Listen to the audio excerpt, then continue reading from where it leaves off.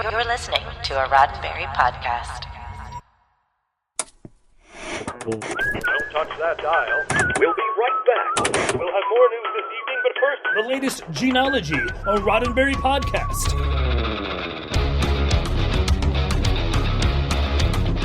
Episode 78, The Poet.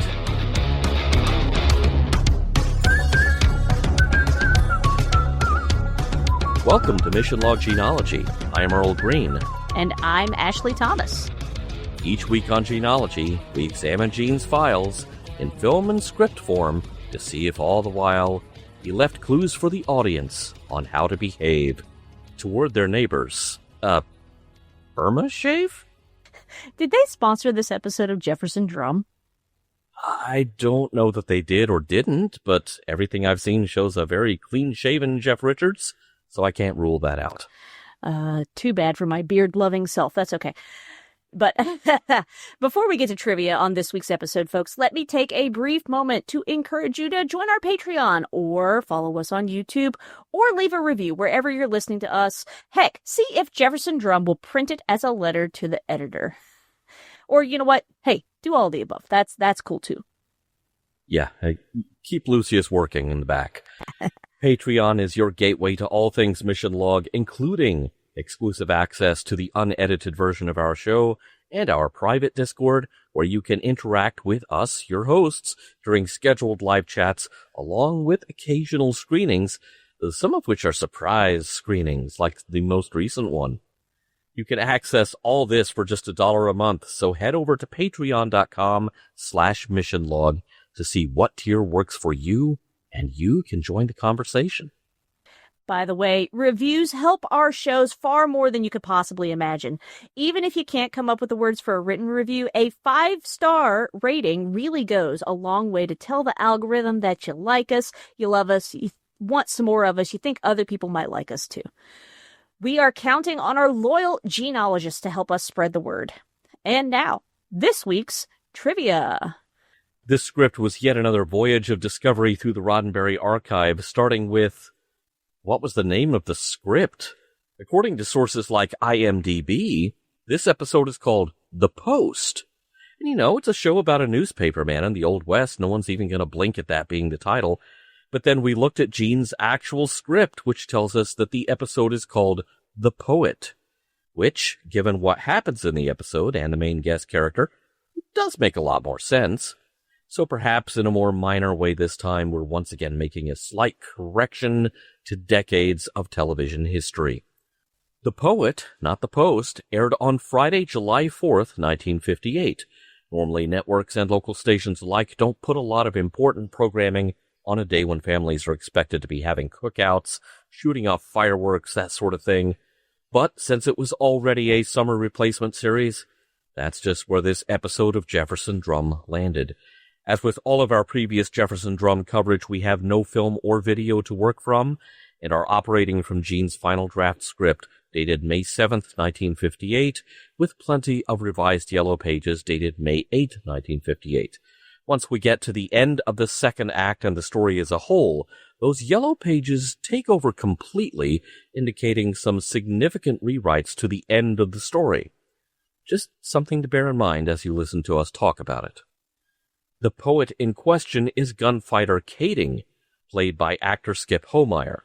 Star Trek fans will know Skip from two distinctive guest-starring roles, the first as Melicon in Patterns of Force in Season 2, but most famously as Dr. Severin from the third season episode The Way to Eden. Yay, brother. Skip was a frequent flyer of classic TV, appearing in science fiction theater, Playhouse 90, One Step Beyond, The Rifleman, The Outer Limits, The Virginian, Lassie, The $6 Billion Man, Fantasy Island. That's just a very small sampling of his work, which stretched into the early 80s.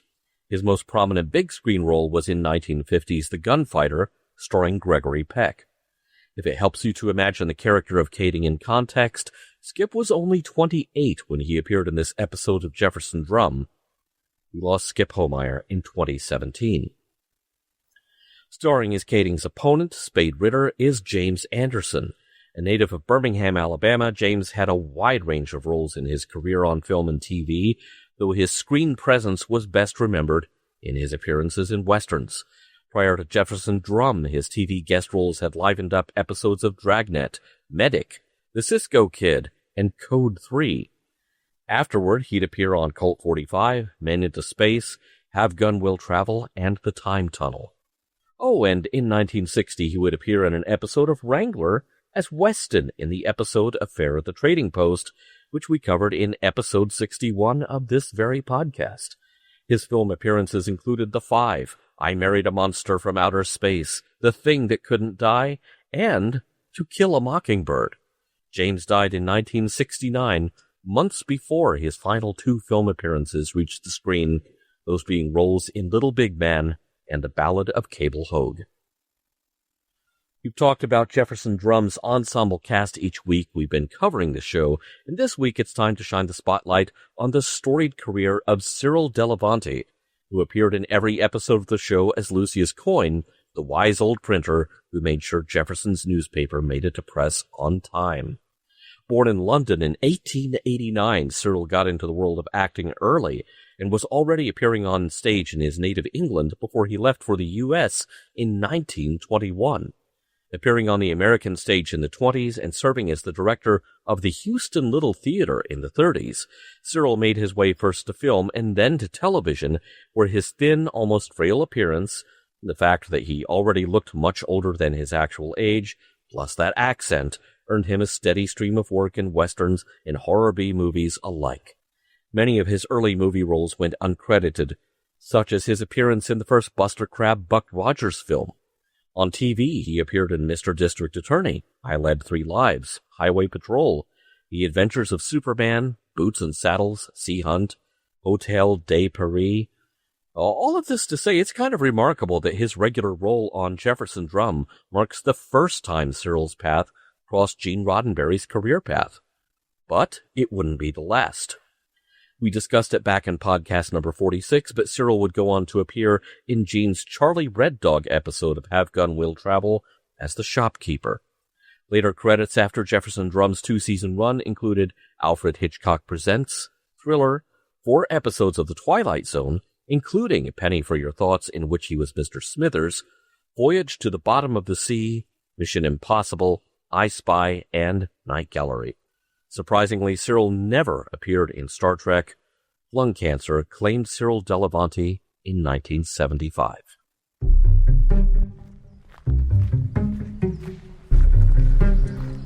I see you went and done it again. Jeff, you're just asking for a cheap funeral. We've been all over it once before. But you still keep printing them articles. Look, we agree with you. It's time the territory did something about gunslingers. But nobody can afford to point their finger at Spade Ritter. He'll gun you down like he did Ed Hurley. Who happened to have been a friend of mine. Beyond that, he was a newspaper man. I'm a newspaper man. Now, that doesn't leave me much choice, does it? Mighty fine sounding, Jeff. But that kind of talk costs Copper Flats its newspaper. They've got one again. I sent over 100 copies of the Star. You... what? When? This morning. Jeff, Spade Ritter's in Copper Flats. Lou Heffley saw him there last night. He can't miss that article. He can't miss seeing it. And it'll draw him here like a spider to a fly.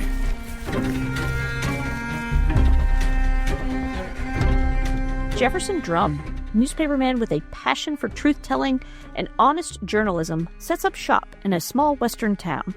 Jefferson is a widower with a young son, and his commitment to the truth and justice brings him his fair share of adventures in the Wild West. Prologue. It's an average day in Jubilee. Joey and Lucius are sitting on the porch of the newspaper office, working on a tin-can telephone.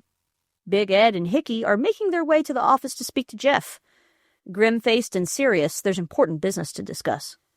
Jeff is setting type as the men enter. Big Ed and Hickey tell Jeff that he's done shot his mouth off in the paper and he's about to get shot for it himself. Jeff published an article about how the territory needs to get rid of gunslingers, specifically one, Slade Ritter. Ritter gunned down the last newspaper man who pushed back against him, Ed Hurley, the editor of the paper in Copper Flats. Big Ed and Hickey are concerned that Jeff's inviting trouble. Jeff says he doesn't have any choice and sent over 100 copies of the Star to Copper Flats. Well, now he's done it. Ritter was in Copper Flats last night. Lou Halfley saw him himself. No way he's missed that article, and that's all the bait that Ritter will need to come here to Jubilee.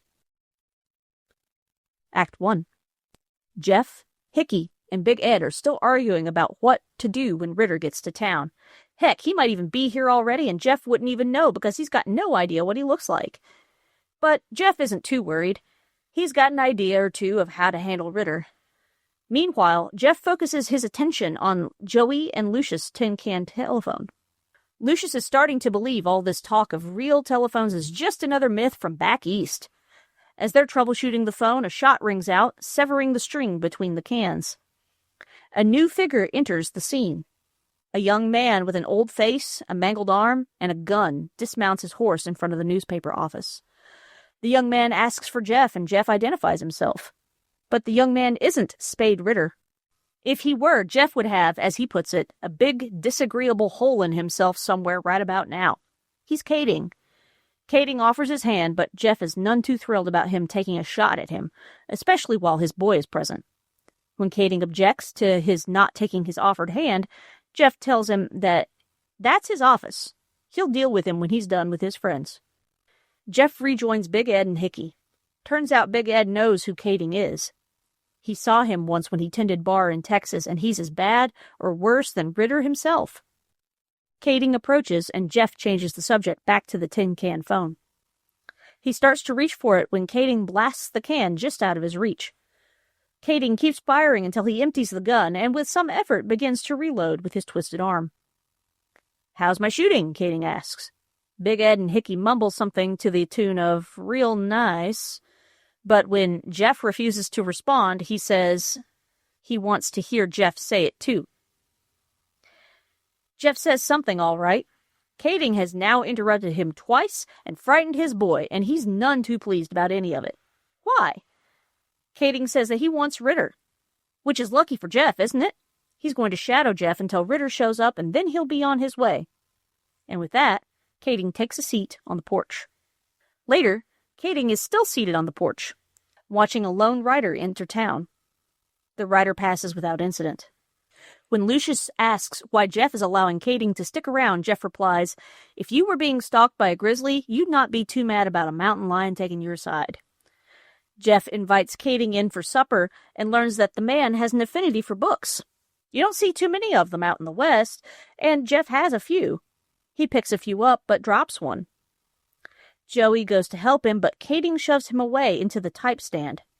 Joey's eyes are brimming with tears as Kading angrily stands over the boy, shouting, "I don't need any help, you hear? And I don't like smart kids who—" But before he can finish, Jeff is at his back. He pulls Kading's gun from the holster and tosses it across the room. Then Kading's on the receiving end of a painful backhand, which puts him on his knees. Kading starts to protest, calling Jeff out for hitting a man with one good arm, but Jeff counters, saying that it's about as good as shoving a kid, huh? Jeff grabs him by the collar and tells him in no uncertain terms that he's not to lay a hand on his boy again. He releases Kading and says that if he apologizes to Joey, he can wash up and join them for dinner. Kading apologizes, explaining that he's touchy about his arm. He then turns to Jeff. "You prove your point?" Jeff simply replies that they live by certain rules here, and those rules don't change for anybody. And with that, Joey blesses their supper. Kading ungraciously serves Joey a ladle of stew. Later, Jeff is back on the porch, attaching a new can to the string of his tin can telephone. He's still got Kading's gun in his waistband. Kading joins him on the porch, and Jeff slides the gun back to him. "And just what makes Jeff think that he won't kill him for slapping him around?" Kading asks. Jeff simply replies that Kading doesn't want to lose his bait. Kading and Jeff go back inside, and Jeff quips, "The patient Fisher takes his silent stand," and is surprised when Kading finishes, intent, his angle trembling in his hand. "Alexander Pope." Kading raises an eyebrow. You know, the poet who wrote those lines, says Jeff. Never met him, says Kading. Jeff says he's been dead for over 100 years, but Kading cuts him off, yelling, I mean, I never pay attention to who's writing them. I just got a way of remembering pretty words. Kading goes on to tell Jeff that's why he likes books, and he can, in fact, read. Kading then waxes philosophical in his own way about how words can be beautiful if put together right. He's even written a few. Jeff offers a half smile, half sympathetic. Kading, a bit exasperated, says that he never claimed he wrote good. It just eases his mind to put the words out on paper. Jeff's only response is, I see. Kading is further exasperated. He draws his gun and holds it out in his palm, telling Jeff that if he could write like he does, he'd toss the gun as far as he could throw it. He's met with silence from Jeff. You don't believe me, do you? Kading says. But before he can speak further, he hears a sound outside. But it's just a miner leading a burro down the street. Kading asks Jeff if he believes him. Jeff explains that he's met all kinds of gunmen with similar stories. They'd be doctors or lawyers or whatever, but they just can't throw away the gun. Kading calls Jeff on his statement, asking what he knows of it. Jeff simply responds, I know that a man does what's strongest inside of him to do. Kading and Jeff argue back and forth about whether or not a gunslinger has any say in whether or not he's a gunslinger, or can or won't choose to be something else, like a writer. Jeff contends writing requires a special kind of courage. A man that needs a gun to win his arguments, he doesn't have that kind of courage. Kading's gun is directly pointed at Jeff's face. He slowly lowers and holsters it. Joey has entered the scene and asks if his father will put him to bed. Jeff tells Joey to bid Mr. Kading good night, and he does. Good night, kid, Kading says, and he heads back out to the porch, looking into the night. Act 2. The next day, Kading is still on watch from the porch. Jeff is working at the proof press. Ritter should have been here by now. Kading muses that he's more concerned about killing Ritter than Jeff is about getting killed. Jeff goes back to his work at the proof press, and Kading inquires about what he's doing. Jeff explains that he's pulling the proof. This will confirm that he's set the type correctly for the newspaper. Jeff asks if he can check this one for him. Jeff hesitates, and Kading says maybe he should mind his own business, but Jeff then offers Kading the copy to look over. It's a piece about Ritter and gunfighters in general. Maybe Kading can add something to it. Kading sits down and takes to work at it. Later that night, Kading is seated at the table, still laboring over his piece. Joey begins setting the table for supper and takes a look at Kading's writing, reminding him that magic only has one G.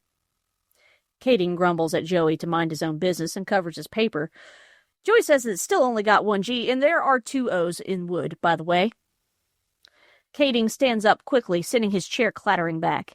Jeff moves in from his work to intervene, asking what Joey's done now to offend him.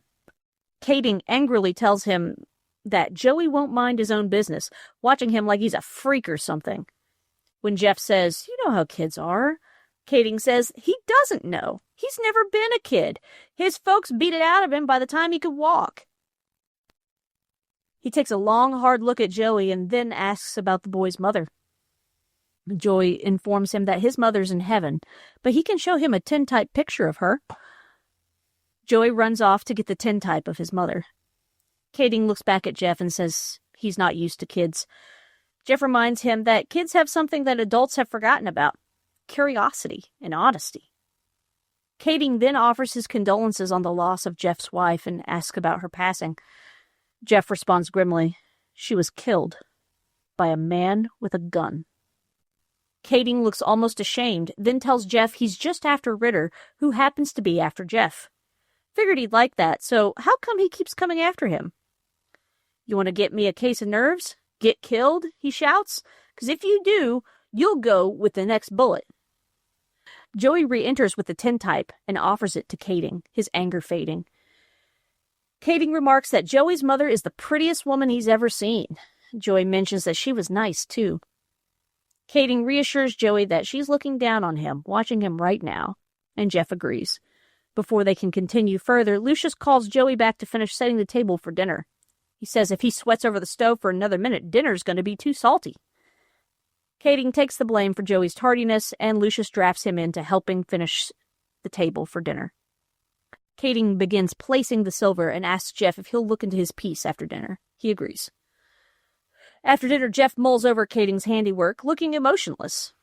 He tells Kading that the spelling's a bit off and the grammar is too, but I knew it'd be no good. Kading starts, but Jeff interrupts. That's the thing. It is good. Might be better than that. Jeff goes on to explain that some people just have a natural gift, like someone who's never picked up a violin before but can play it the first try. You've got that kind of music. Word music. Lucius inquires further about the writing Kading said he had in his bag, but before he can elaborate, a shot crashes through the front window. Everyone hit the deck, and Kading fires a shot into the air. Bullets take out the lamps, casting the room into darkness. Slade Ritter's favorite trick, says Kading. Lucius gets Joey to the back, and Kading tells Jeff not to let on that he's there. Ritter calls out for Jeff, and Jeff edges over to the window to tell him not to shoot. He's got a kid in there. Ritter says that this was just his calling card. Don't leave town. He wants to see him in the morning. And with that, he rides off down the street. Kading tries to move out the door, but Jeff stops him. Kading means to do what he came here to do. He owes Ritter something, but Jeff reminds Kading that he owes himself something too. A chance to change. But Kading is hard-headed. Ritter did this to his arm. He's got to pay for it. But Jeff presses him to choose differently. He could write. He could write things people would read, forget vengeance, and choose something better. Kading says he'll quit after he's given Ritter his. Jeff says there will always be another after that, no matter how much Kading wants to deny it. Jeff says to leave Ritter until morning. Jeff started the fight with Ritter. He'll finish it. The next day, there's a small crowd forming near the newspaper office. Slade Ritter walks into view of the newspaper office, calling out for Jeff. Jeff and Kading have been up all night. Both men are seated at the table, unshaven and a little worse for wear. Lucius says he'll keep Joey in the back, and Jeff goes out to meet Ritter. The small crowd has now run for cover as Jeff addresses Ritter. Jeff tells Ritter that the office opens at 9 and then asks if he's got personal business. Ritter tells Jeff to go get his gun, but Jeff simply approaches Ritter in response.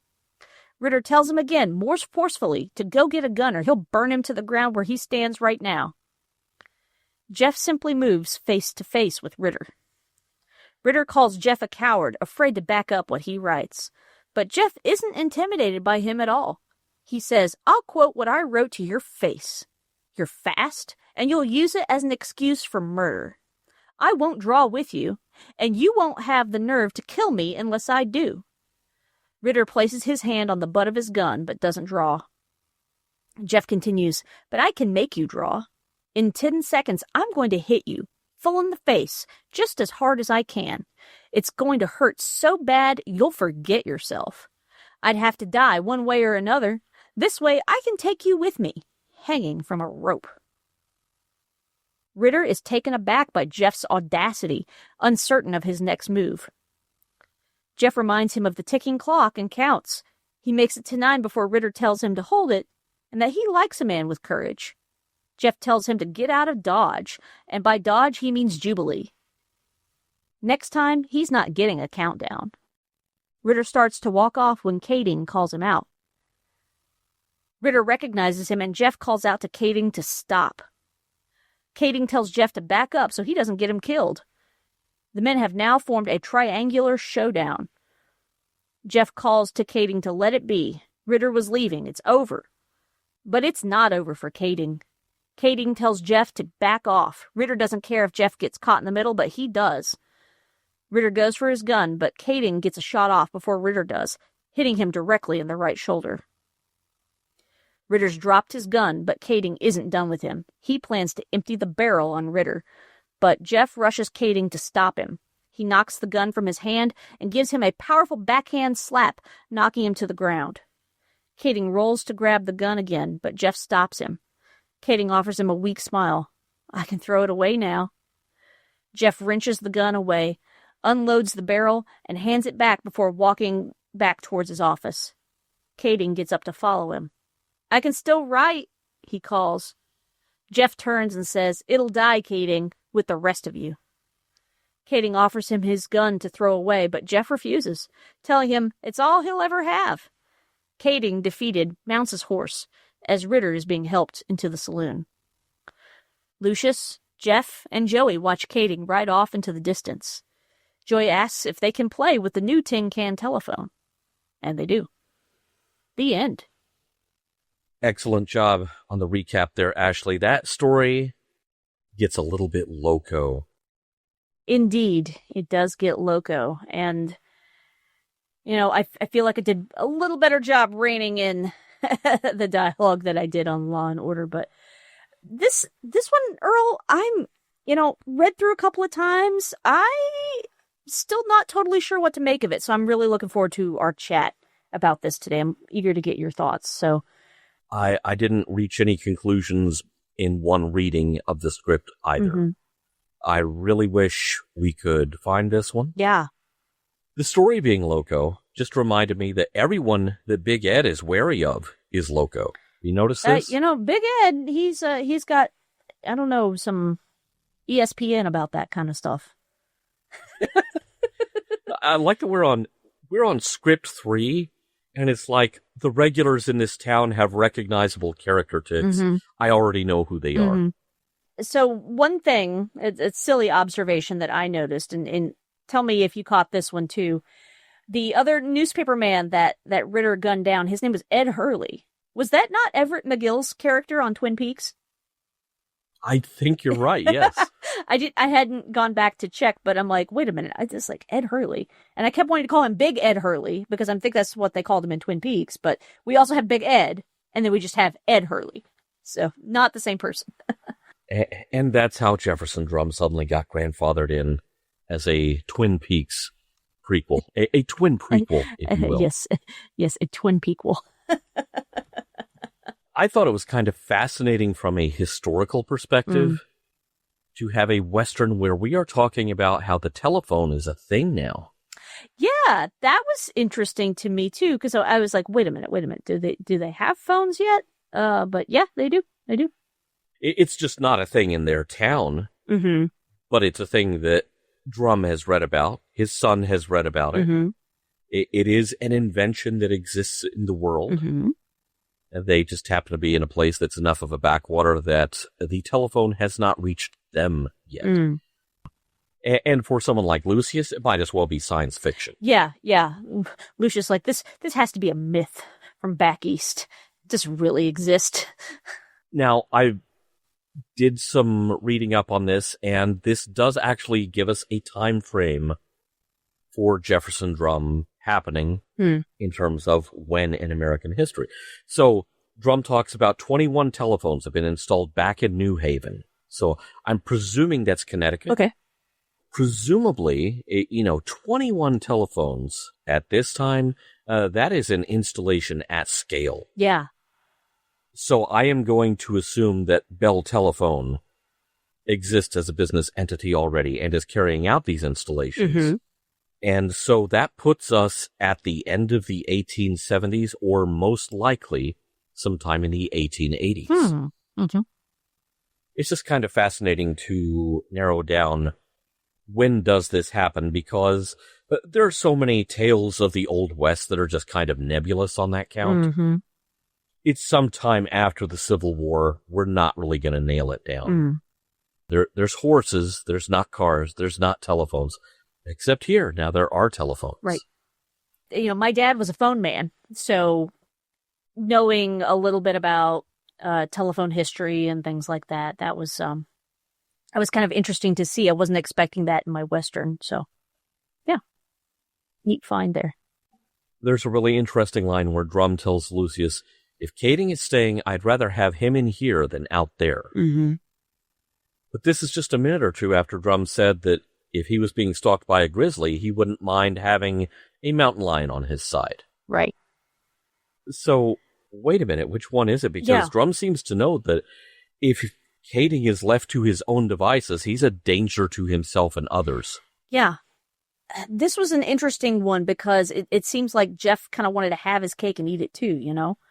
Like, well, you know, it's not going to hurt to have somebody watching my back, but also I don't want him to kill the guy either.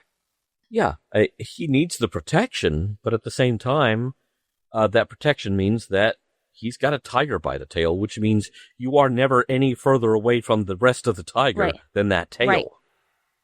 He needs protection, but he's also got to protect his neighbors and friends and his own kid. Yeah, yeah. From the guy who was protecting him, and that just seems like, okay, you need to make a decision here. Right. That sounds exhausting. Yeah, it's kind of exhausting to think about. Mm-hmm. Truly. Now, he is giving Kading every chance to prove himself and giving him a lot of chances to improve himself. But it seems like at the end of the story, and this is kind of where I run out of funsies. Right. Because Act 2, once again, is full-time heavy here. At the end of the story, it seems like Jefferson Drum has decided the tiger can't change its stripes. Yeah. Maybe a good time to let go of the tail. Right. I'm not really sure what to make of the ending. You know, and we'll get into this a little more in discussion. But I feel like, why is this one instance like Jeff's like, no, this is the line in the sand, you're never coming back from this? Like, that doesn't feel hopeful to me. It lacks the optimism that we come to expect from like a Gene Roddenberry script. Yeah. Now, you know, with the last one, with Madame Pharaoh, we didn't, we got to the end of the script and there's like a page or two missing. Mm-hmm. This one felt more like there was a page or two. Right. I kept looking for more and I was like, well, no, that definitely says the end. So.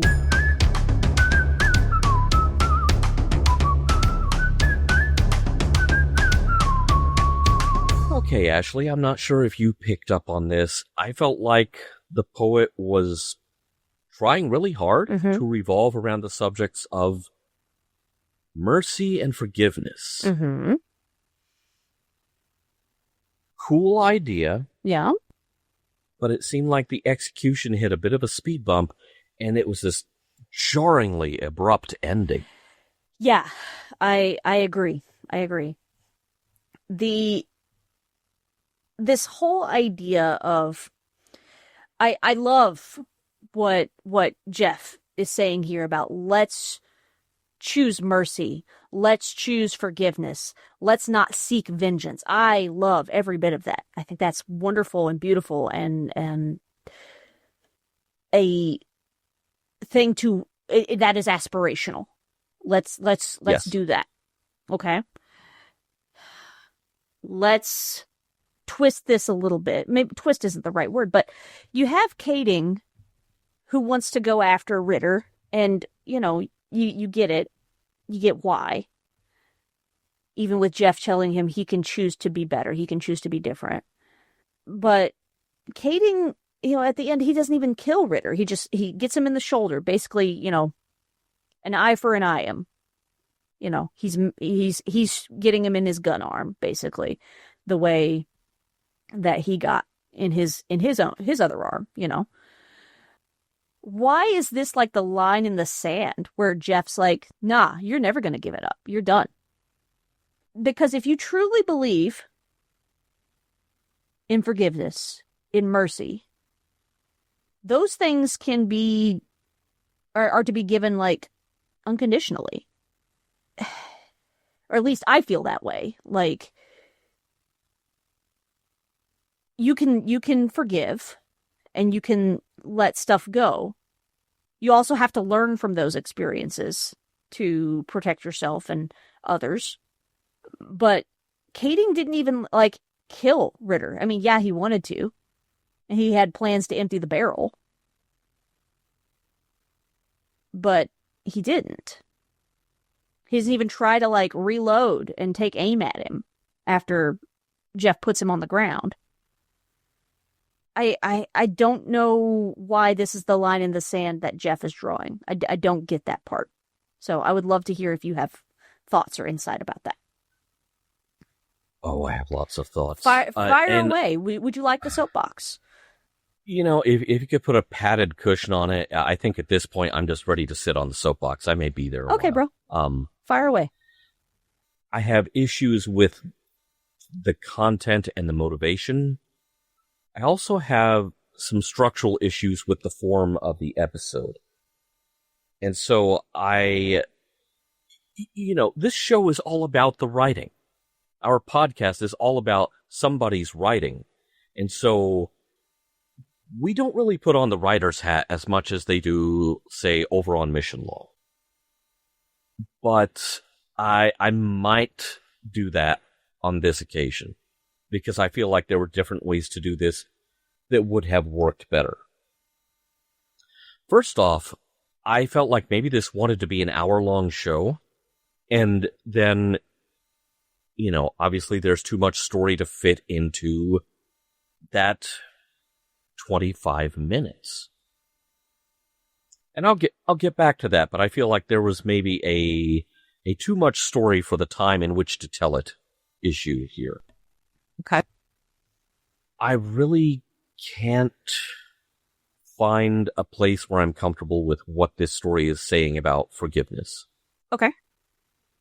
It can be healing. Yeah. It can be freeing. Sure.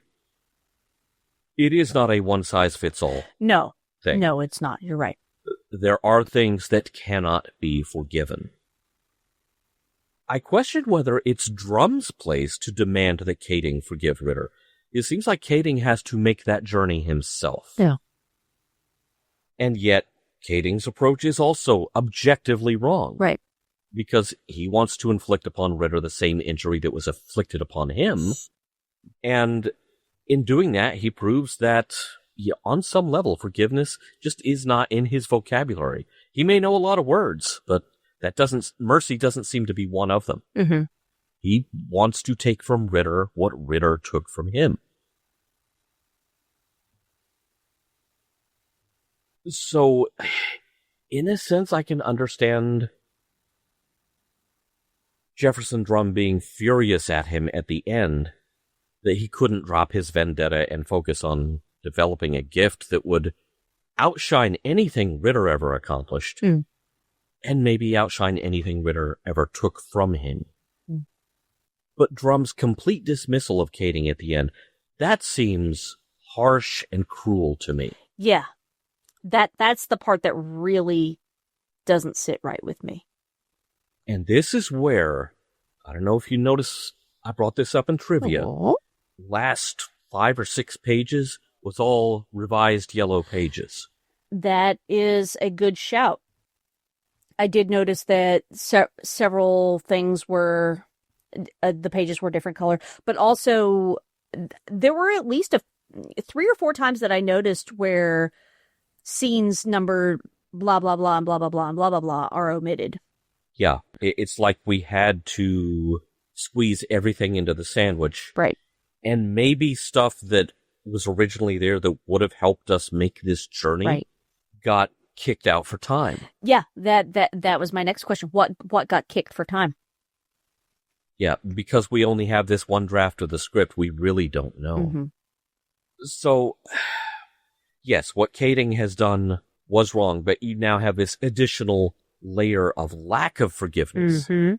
Kading couldn't forgive Ritter. Now Drum can't forgive Kading, which, for all of Drum's talk of redeem yourself by choosing a different path, this just comes out of nowhere. I felt really sideswiped by the ending. Yeah. I think I texted you earlier at one point and I said, well, we've read 3 of these scripts and Gene has written 2.9 bangers. Yes. Because this one felt like, and I think I've described this before on this very show, the Chasing Amy effect.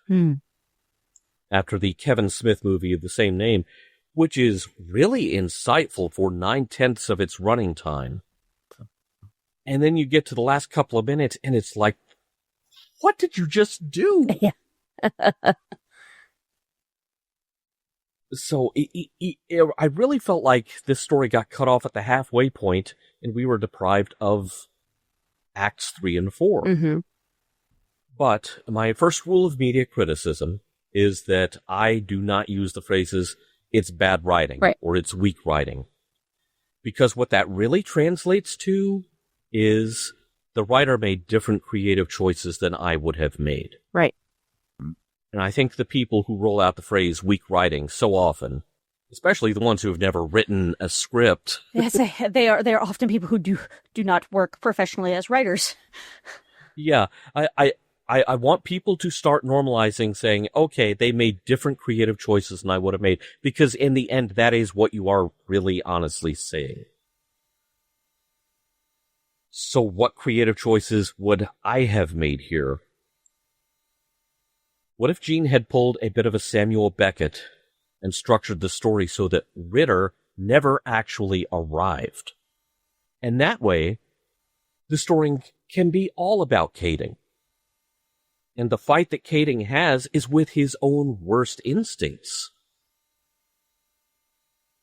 Now, of course, what I'm speculating on there is that would basically be a riff on Waiting for Godot, which is Beckett's most famous play. Okay. Where you have two characters spend the whole play waiting for this other character who never arrives. But in the meantime, just their nervousness, their anxiety, their expectations tell you a lot about them. It's really interesting that you bring that up, because I'm not familiar with said play. But you said Sam Beckett, my brain went Quantum Leap, and when you said maybe what he's there to do is the guy's never going to show up at all and he has to wrestle with himself, I was like, that sounds like an episode of Quantum Leap, sure. Oh no, now Scott Bakula is stuck in Jefferson Drum land forever. Hey. Oh, that's worse than the series finale we did get. Spoilers. Oh, man. Okay. Anyway. But I don't know. Maybe that would have been too anticlimactic or too arty or too ironic or whatever. Mm-hmm. But there is still drama if you make the story just about Kading's struggle between his need for vengeance and his need to free himself and express himself. Yeah. In a way that doesn't involve having a gun in his hand. Right. And even if it's self-consciously an arty way to tell the story, it seems like it would be less abrupt than this script that we read. Mm-hmm.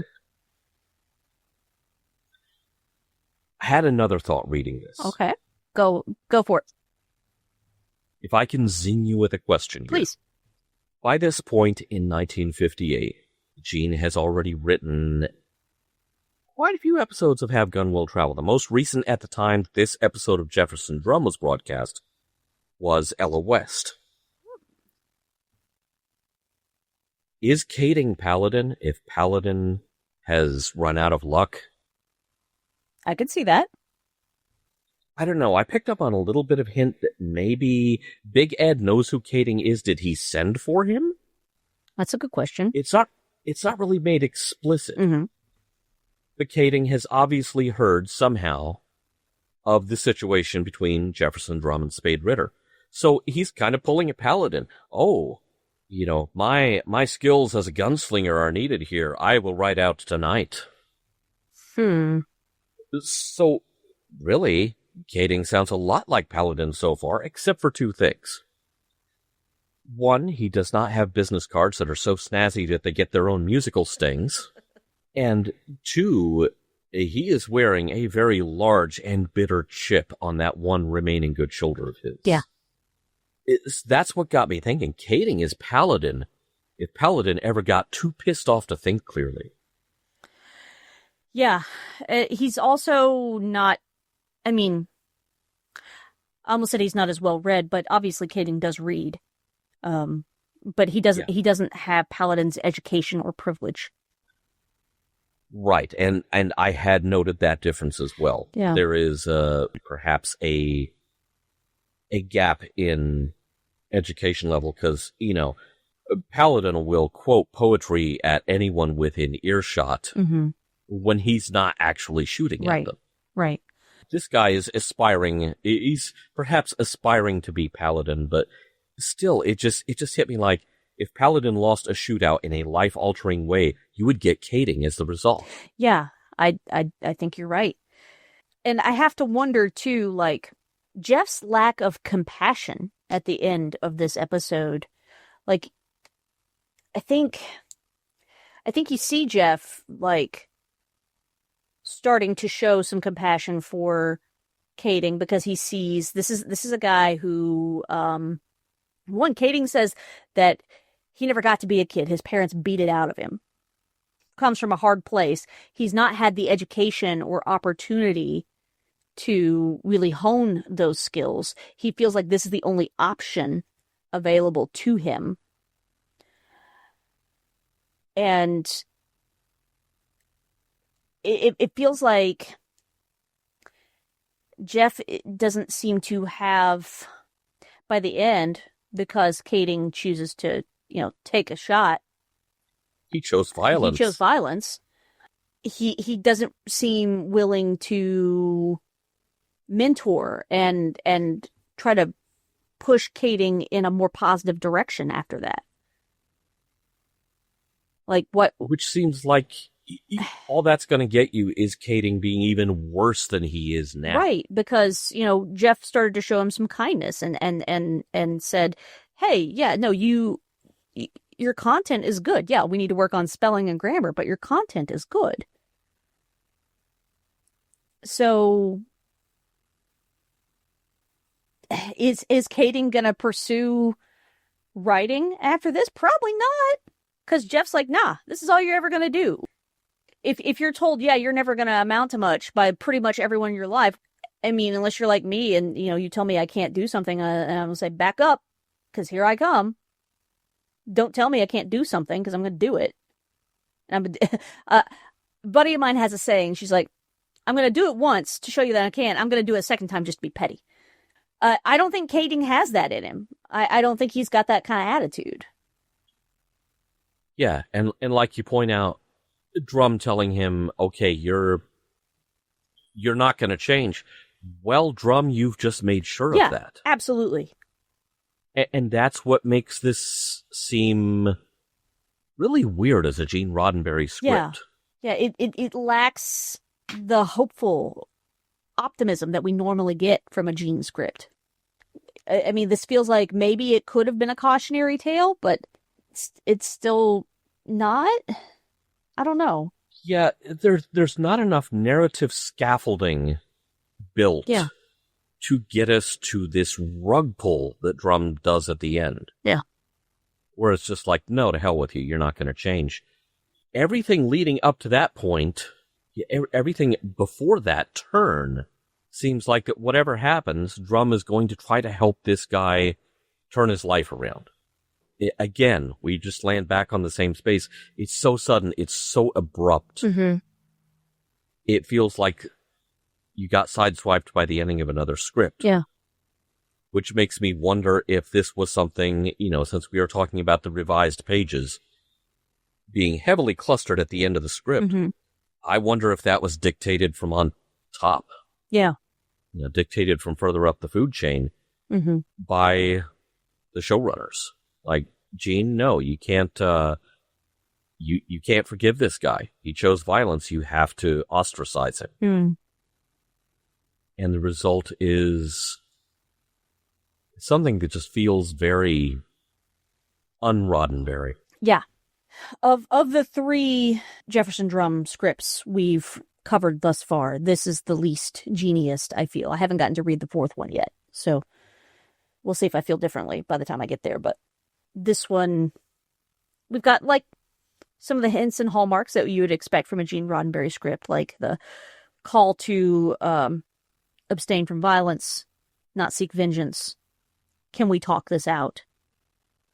All good things that you'd expect out of a Gene script, but then you get this ending, and it doesn't line up for me. Yeah, it doesn't feel like the same guy who is going to, make a show where you get a line about, humans have been savage before, but we chose not to kill today. Right. Kading tried to kill today, and that gets him disinvited to the party. Right. Yeah, I don't understand why this is the line in the sand. It feels like some revisions were demanded that Gene was only willing to change so much of the script Probably because he wanted to leave something of his original message in there. Yeah. But that's sheer speculation since we don't have any other drafts of the script to look at. Or copy of the episode. I'm curious if what we have is what made it to screen. Because, I mean, that's the other question. Because we found that out with Wrangler. Like, we had scripts, and then Shar and I went to go watch, and like, oh, some of what is in what is quote-unquote the final draft is not actually what made it screen. Well, and there was one whole episode of Wrangler that did not bear any resemblance to the script. Not at all. Of the same name. Not at all. Yeah, it's not the final draft until it goes out on the air. Yeah. You call it the final draft all you like. Mm-hmm. Based on what we have available to us, Earl, this one didn't quite work for me.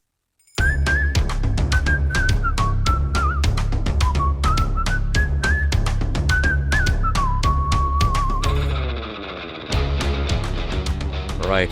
The poet has apparently written his last lines. He certainly doesn't seem like he's being encouraged to write more at this juncture. What are your thoughts here, Ashley? This is a tough one. I feel badly for Kading because, yes, there are right choices and there are wrong choices based on your preloaded operating system, based on like your raising or your economic and or home situation, the environment in which you grew up can make it more challenging to make those right decisions. And so, yeah, I think Kading would like to be a writer, but he can't let go of the gun. And I think there's more at play than just making a simple choice. And that doesn't sit right with me because we see Jeff start to show some compassion for him based on what he finds out about his upbringing and what he's experienced and his lack of opportunity or education.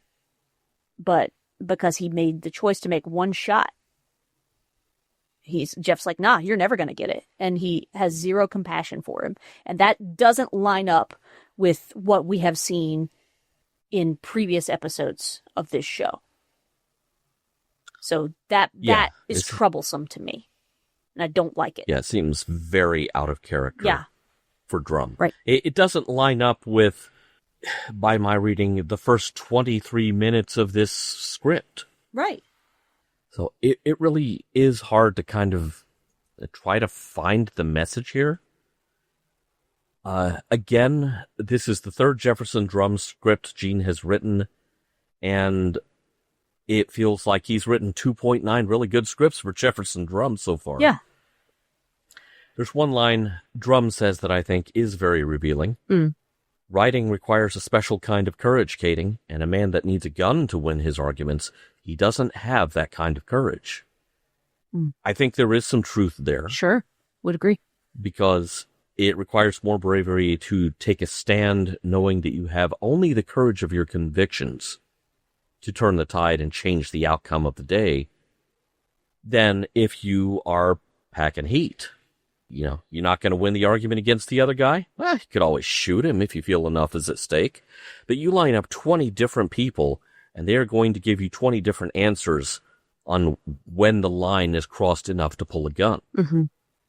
And at some point, of course, once someone's already done it a time or two, it becomes easier to just shoot first and skip the argument. So if you need a weapon or violence or strong-arm tactics to win the argument, that may be an admission that you were not going to win that argument any other way. Yeah. I have been fascinated in recent years by reading a number of pieces online that I have seen written on the subject of coming to terms with your unlived life. Making peace with the person you did not get to be. The person you perhaps wanted to be, but life steered you in at least one different direction. Here, tragically, we have Kading, who has the option to lay down arms and devote his life to something more peaceful and meaningful. And Drum goes to great pains to point out this path is right in front of Kading if he chooses to take it. But the price of taking that path is abandoning the path of seeking revenge and making peace with what would now become another unlived life for Kading. He would not become the man who avenged himself on Ritter. Most of us have to deal with this in our lives to some extent. Most of us are not lamenting an unlived life as a gunslinger, but instead an unlived life as someone we want it to be, if only finances, or relationships, or bad decisions, or upbringing, or geography, or illness hadn't forced a course change. When that happens, our choices are to make peace with the version of us we didn't get to be, and find meaning on the road we did end up on, or not do that and end up living a life of bitterness and resentment and disappointment. There is no one-size-fits-all solution for this problem, and I am not trying to be a therapist without portfolio. Let me also tell you from personal experience, if you are dealing with this, a therapist comes in really handy navigating these very tricky waters. Yeah. But given the choice, wouldn't you rather choose finding the poetry in life over picking one more fight? There's a lot to get from this episode, but we're really having to grab the rope and pull the message out of the well with brute force on this, because it doesn't really show up on the page the way this is written. No. That line you mentioned, the line about it takes a particular kind of courage to write. During COVID, I took a writing course with an author I admire. And one thing that really has stuck with me through that course is to write at all is to be vulnerable. And so I thought about that when I read the line about writing requires a particular kind of courage, a different kind of courage than it does to wield a gun. Because when you write, you put yourself out there. And especially in the age of the internet, that is open for critique. And so it's really made me, another word this author used during the course, be frugal with your words. And that doesn't mean be few, but think about what you say and how you say it. So like the writing assignments we were given during this course, it had to be this exact number of words. And so that was challenging for me because it made me, as she said, be frugal with my words to get to the point of what I'm trying to say without beating around the bush or using flowery language. But to say it in such a way that I am conveying my message well. And so I've gone back and I've looked at some of those pieces, and I'm not happy with them. And that's not to say that the writing was bad, but I'm a different person now than I was when I wrote those for a few different reasons. But it does take a particular kind of courage to write because you're making yourself vulnerable. And nobody likes to be vulnerable. And yet we do it every day when we write, when we podcast. Yeah. It's a different sort of courage because you know your words carry weight, and they also, with that, they carry consequences, good or ill. So Jeff's willing to bear the consequences of what he wrote because, yeah, I don't believe we should have gunfighters. The territory does need to do something about them. And knowing that Jeff's wife was taken out by a man with a gun, you see exactly why he feels that way. And I thought it was particularly bold for him to, it's like, nah, I'm not going to face you with a gun because that just gives you license to shoot me. And I don't think I don't think you have the courage to do it because I'm unarmed. That part of the episode I did really like and appreciate and what came with it. But this ending, I don't know what to do with it. the ending, trying to navigate that makes it unnecessarily challenging to actually enjoy this one, because it really is, 9/10 of it is so good. Right. It's such good stuff. Mm-hmm. It's got Gene Roddenberry all over it. The ending does not. Yeah. Special thanks to the Roddenberry repertory players. Our cast this week featured Brandon Berman as Jefferson Drum, Alan Simonis as Big Ed, and Larry Nemechek as Hickey. Gene-ology is meant to be entertaining and informative, but it's also just the beginning of an ongoing conversation about the works of Gene Roddenberry. Drop us a line at missionlog@roddenberry.com and join us on Facebook at missionlogpod. And please remember, your comments could be used on future installments of Gene-ology. If you have any material that might be of interest to us that isn't already in the Roddenberry archive, drop us a line at missionlog@roddenberry.com. Our website is missionlogpodcast.com, and Mission Log Gene-ology is produced by Roddenberry Entertainment. On the next Gene-ology Stagecoach episode. Special thanks to consulting producers Matt Esposito, Homer Frizzell, Rand Hurl, Tom Kozak, Julie Miller, Mike Richards, Mike Schabel, Paul Shadwell, and David Takechi.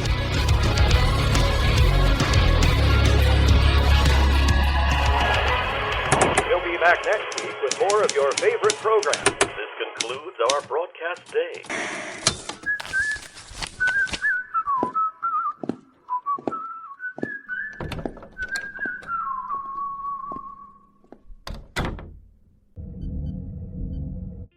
This is a Roddenberry podcast. For more great podcasts, visit podcast.roddenberry.com.